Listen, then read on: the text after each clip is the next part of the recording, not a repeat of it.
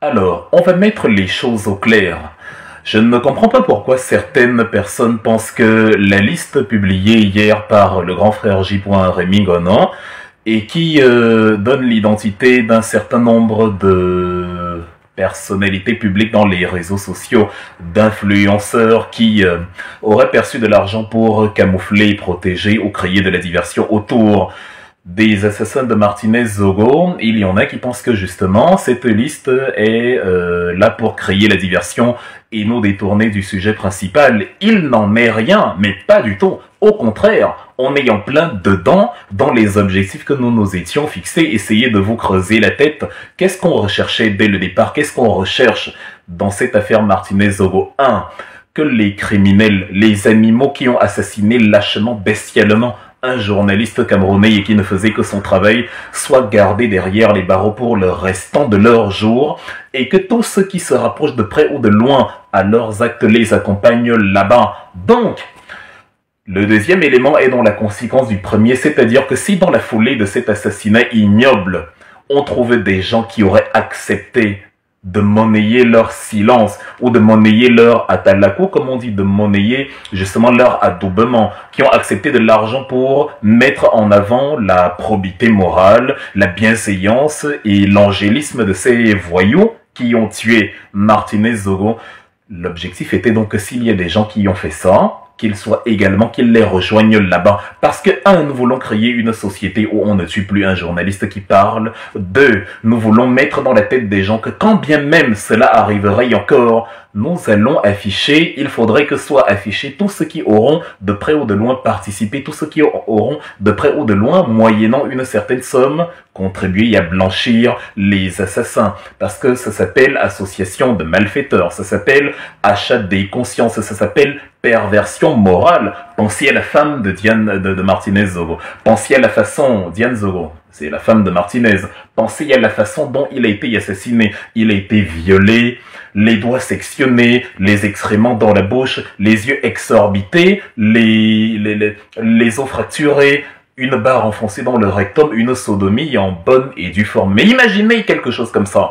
Et vous avez des gens qui prennent de l'argent pour couvrir cela, pour vous dire que non, ils ne sont pas magistrats, donc ils ne vont pas s'exprimer, ou encore pour vous dire que non, en fait, ces gens-là qu'on incrimine sont les meilleurs anges du monde. Vous avez quelqu'un comme Dieudonné Issomba qui nous informe il y a quelques jours que, en fait, pourquoi est-ce qu'on ne devrait pas privilégier l'hypothèse d'un meurtre sans commanditaire? Donc, Martinez Zogo incrimine une bande de voyous qui veulent le tuer parce qu'il parle contre eux. Il se fait arrêter, assassiner et torturer conformément à ce qui était prévu par cette bande de voyous. On lui coupe la langue pour qu'il ne parle plus, on lui coupe les doigts pour qu'il ne tape plus, et il y a Dieudonné Issomba qui nous explique que non, ce sont des voyous qui ont rencontré Martinez comme ça au quartier et qui ont décidé, bon, on va le tuer pour le fun, mais on va le tuer quand même en coupant ses principaux organes de travail et en les masculant, en lui enlevant sa dignité d'homme, qui disait que justement ceux qui sont coupables de la prévarication de la fortune publique vont répondre de leurs actes parce que moi, Martinez, je suis un dur à cuire.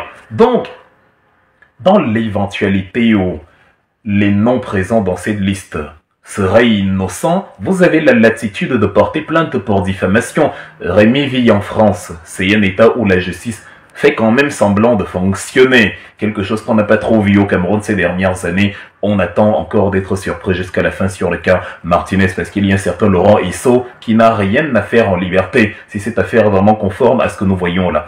Donc, il vit en France, vous pouvez porter plainte contre lui pour diffamation, pour propagation de fausses nouvelles, et justement, il y a un procès qui est ouvert contre lui, d'autant plus qu'il a nommé certaines personnes qui sont ici dans la diaspora. Maintenant, vous aurez les preuves de votre culpabilité qu'il va mettre sur la table, et vous apporterez justement le démenti de ces preuves-là, avec éléments à l'appui que non, les dossiers, les données posées sur la table ne vous concernent pas, donc vous pouvez procéder comme ça.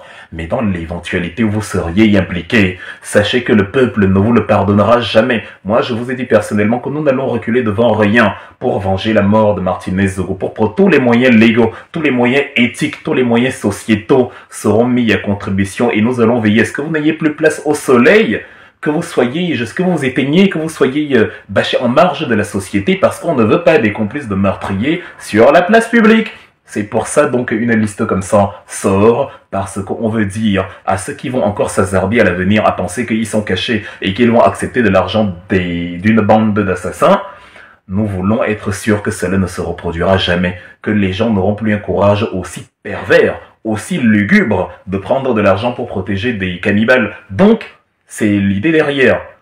Ce qui nous intrigue d'ailleurs justement dans la foulée, c'est que des gens qui ne parlaient pas sortent maintenant de terre, comme je dis toujours, comme des champignons, et ont les plus belles phrases philosophiques du monde, ont les plus belles citations de la planète qu'ils mettent en ligne, ont les plus beaux, enfin sont les plus beaux avocats défenseurs d'eux-mêmes qu'on ait pu trouver, au point où on se demande que mais finalement ce n'était pas si compliqué, tout ce qu'on vous demandait sur Martinez Zogo, c'était d'écrire ce que vous êtes en train d'écrire là sur vous-même, et la justification que je donnais, je l'ai d'ailleurs écrit le matin, c'était que nous devons nous battre pour la justice de manière obligatoire parce que ce qui arrive aux autres pourra nous arriver demain. La raison pour laquelle on se bat pour Martinez, au point où on nous dit nous faisons de la récupération politique. Vous voyez, il y a des sorciers qui s'étonnent qu'on compatit pour le décès d'un compatriote. Ils disent qu'on fait de la récupération politique. Donc, il aurait été bien qu'on se taise, qu'on continue de faire comme si de rien n'était, qu'on vive notre vie, pendant qu'il y a un cadavre dans le placard des gens sans aucune moralité, sans aucune compassion humaine, à qui on a appris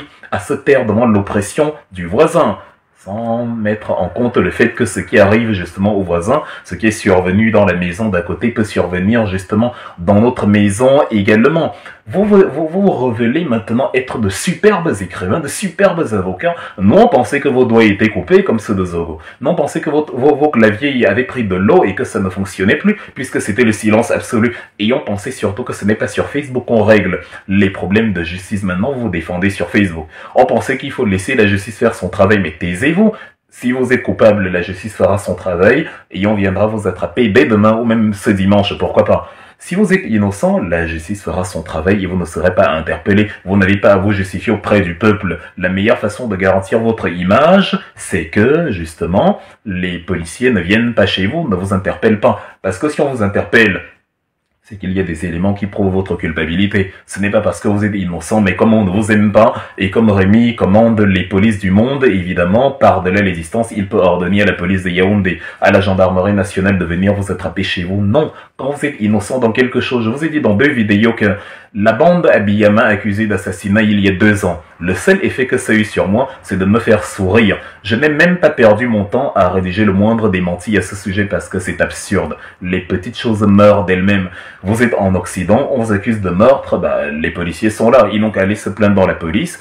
Auprès de la police, ils vont mener une enquête, ils vont vous arrêter. Je continue à vadrouiller et à vivre ma vie parce que je ne suis ni de près ou de loin associé à une quelconque affaire d'assassinat. Si on vous dit que vous êtes associé à une affaire d'assassinat et que vous savez que vous n'avez rien à voir dedans, mais vous faites comme moi, vous vous taisez, vous vivez votre vie et tant que la police ne vous arrête pas, puisque vous savez que la police ne va pas vous arrêter vu que vous n'avez rien fait, évidemment, les gens verront au fil du temps que c'était du blabla. Mais votre agitation ne convainc nulle part. On a vu les pires assassins du monde. On a vu les gens attraper la main dans le sac, nous expliquer quand même qu'ils sont innocents. On a vu Augustin Concho-Comini nous dire dans les années de Braise que non, il y a eu 0 mort pour il y a des morts. On a vu les bébés se faire assassiner sur le dos de leur mère en 2013-14 et Issa Chiroma Bakare nous dire que non, ça n'a jamais eu lieu. Et d'ailleurs, c'est pas les soldats de l'armée camerounaise alors qu'on voyait bien l'accent camerounais, on voyait bien les uniformes camerounais et tout le tralala. Donc vous ne seriez pas les premiers à démentir quelque chose dont vous êtes coupable. La meilleure façon de nous prouver que vous êtes innocent, c'est que, justement, les jours qui viennent, vous n'avez rien à craindre. Que ceux qui sont à l'extérieur du pays, parce qu'ils ont dit qu'ils sont à l'extérieur du pays, qu'ils rentrent dans le pays, qu'ils ne soient pas en exil comme nous. Nous, on est hors du pays pour nos opinions politiques. Ça signifie qu'en cas de changement de régime, nous pouvons nous retrouver dans notre pays. Mais vous, si vous êtes complice d'un crime, le changement de régime politique ne va en rien absoudre votre crime. Si vous avez participé à couvrir un criminel ou à, je ne sais pas, adouber un criminel alors que vous saviez qu'il est un criminel et que vous avez monnayé justement votre action ou votre omission, évidemment vous êtes coupable pour l'éternité, quelle que soit la structure politique qui est en place aujourd'hui ou demain. Donc on n'a en rien abandonné le sujet principal, on est à fond dans le sujet principal, c'est la toile d'araignée justement que nous sommes en train de tisser qui va remonter jusqu'à Laurent Esso et toute sa bande qui n'ont pas cessé justement de faire les demi-dieux et d'avoir droit de vie ou de mort sur les concitoyens depuis la nuit des temps. Mais comme ils étaient le cœur du pays, ou plutôt le sang du pays, le glaive du pays, et qui blessaient autrui, qui meurtrissaient autrui, évidemment, rien ne leur arrivait. Donc nous sommes en plein dedans. Comme j'ai dit, nous avons pour but premier que les suspects, que tous ceux qui ont été arrêtés, parce que la probabilité qu'ils soient les assassins est de 1000 milliards %, que ceux-là restent là-bas où ils s'y trouvent. De toute façon, on vous a dit que votre Zomlois ne sortira plus jamais de là. Vous aurez beau bifurquer, faire comme vous voulez, il ne sort plus. La fois il a quitté sa maison, là c'était la dernière fois où il voyait sa demeure, ça c'est d'un. De deux, nous voulons que les complices et tous les complices de cet assassinat ignoble ne soient pas justement gardés en liberté alors qu'ils ont participé à quelque chose qui ne dit pas son nom en termes de cynisme, par amour et par respect pour la tragédie, la blessure que vivent actuellement les parents, les cousins, les frères, les enfants, les oncles, les neveux de Martinez Zoro. Il faut que justement ceux qui se sont approchés des coupables soient coffrés comme les coupables eux-mêmes. C'est de ça qu'il est question. Comme ça, à l'avenir, comme ça, demain, s'il y a encore un assassin, on ne verra plus des gens venir s'agiter en disant oui, en fait, il n'a rien fait, c'est de la jalousie, c'est du tribalisme, c'est, vous voyez, on a tout vu sur Facebook ces derniers temps. On a tout vu. On a tout vu pour faire diversion. On a vu les crimes sans commanditaire, on a vu le tribalisme, on est jaloux de Amougou Belinga parce que voilà, même nous les écans, les Fang Betty sont jaloux d'un autre Fang Betty parce que je sais pas trop. On a vu tout type d'histoires parallèles que justement des gens ont fabriqué pour défendre un milliard. On a vu des faux profils, ça et là, sachant que un faux profil n'est pas vraiment un faux profil puisqu'il y a une identité réelle derrière. Donc, des gens ont été payés, et d'ailleurs, Reporters sans frontières le dit, des gens ont été payés pour justement défendre les criminels.